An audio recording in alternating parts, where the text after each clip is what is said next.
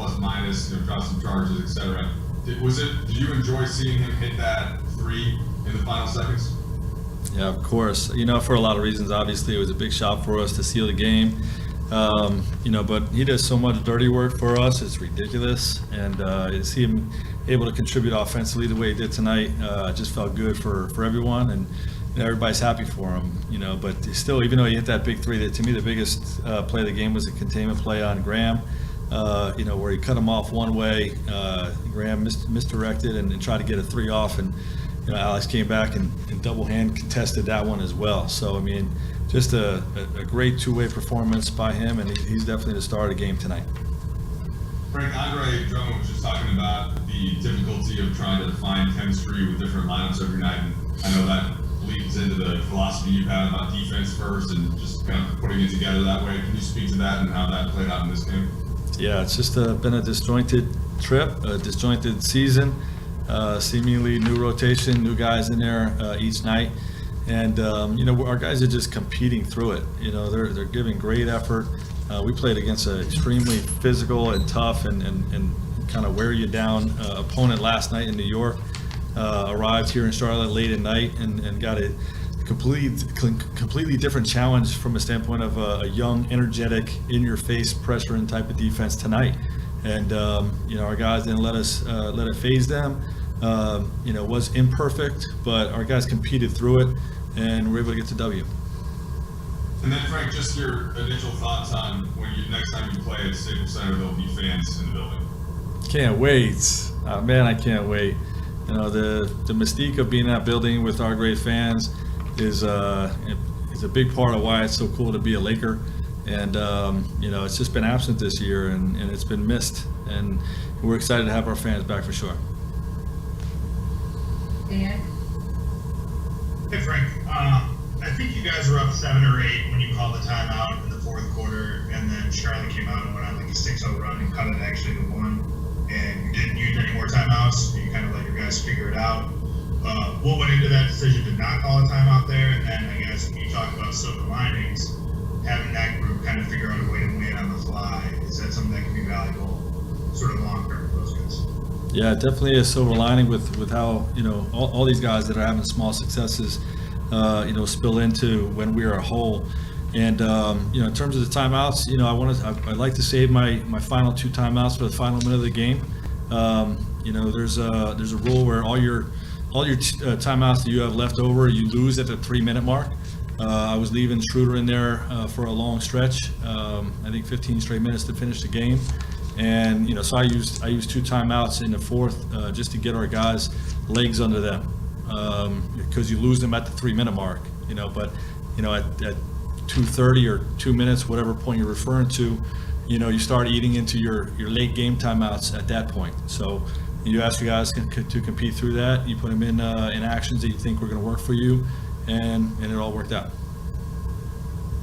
Kyle? Hey Frank, related to that, I remember Dennis hit a shot, I think to bring you guys to 92, and he just looked like so flat-footed and like he was maybe a little gassed. Do you think that, the toll of this road trip, especially how banged up everyone's been, sort of accumulated over the course, and did that come out a little bit at the end tonight, just seeing some fatigue? Yeah, I think all our guys are really fatigued right now. We've been stretched really thin with all the injuries and the compact schedule and the seven straight road games. But we come out of it 4-3 on this stretch, 3-2 on this particular trip. We feel good about that, and we got a tough schedule coming up. But I definitely think that all our guys have been stretched thin, and they're just competing through it right now. So I'm proud of them. Okay, last 2. Dave? I got 2 quick ones. One, getting back to LA, what does that mean for Anthony Davis's rehab and recovery ramp up?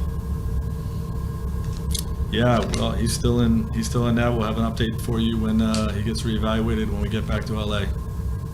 No updates right now post game. Fair enough. And the second question is Andre Drummond, 7 points over this back-to-back. He told us that he thinks he's playing the worst offensive basketball of his career.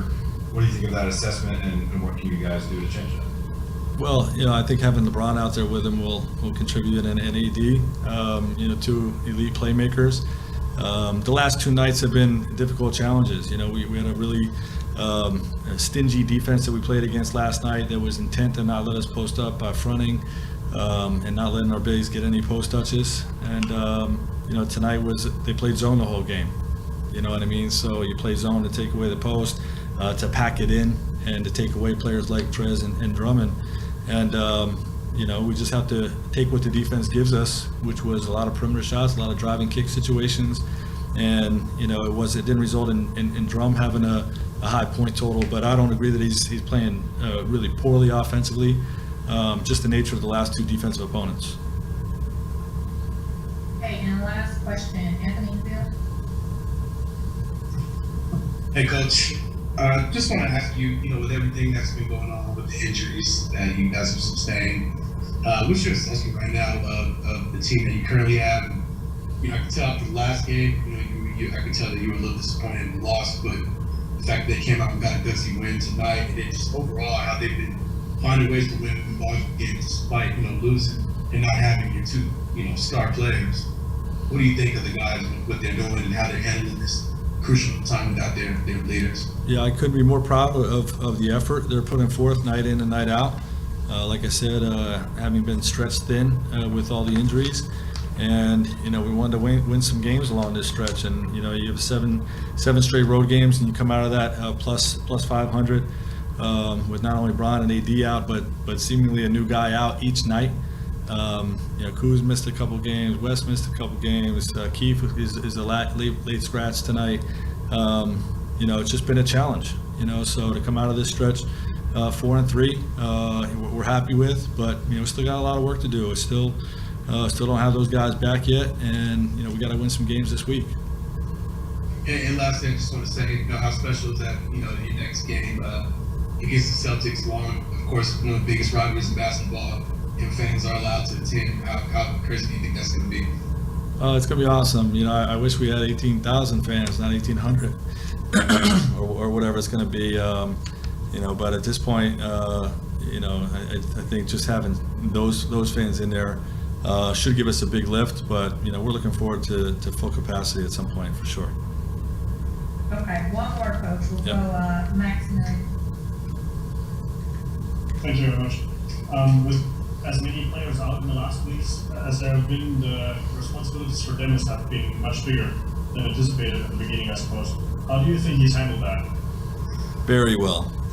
He's a competitor, and he wants to do everything he can to win games. And, he's in the prime of his career, so you can really sort of lean on him for heavy minutes and a heavy load within those minutes. But with what he does on the defensive end, as well as, carrying a heavy load offensively. So, proud of him, being able to compete through this and carry a big load.